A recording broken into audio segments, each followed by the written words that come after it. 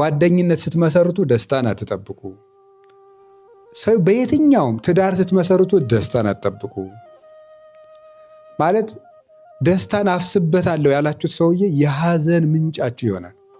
በጣም ከሰው ጋር ስትኖሩ መንኮትኮትና መሰበር ካልፈለጋችሁ በቅርብ ለማድረግ ይሄን ለሚሰቡ ሰዎች ኤክስፔክቴሽን የሚባልን ነገር ማስተካከል ጥሩ ነው። መጠብቆ መሄድ ማለት ነው። ጠብቆ መሄድ በጣም ይሰብራል። ተዘጋጅቶ መሄድ የሚገባ ማንም ሰው ሰው ነው በሉ። እስቲ አንድ ጊዜ በሉ፣ ሰው ነው በሉ። ምን አላችሁኝ?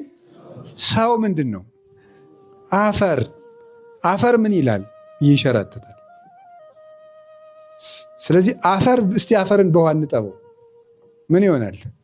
እየነጻ ነው እያደፈን የሚሄድ እያደፈን የሚሄድ ጭቃ እየሆነን የሚሄድ። ስለዚህ ሰው ይጎላል፣ ሰው ይሞላል፣ ኑሮም ይጎላል።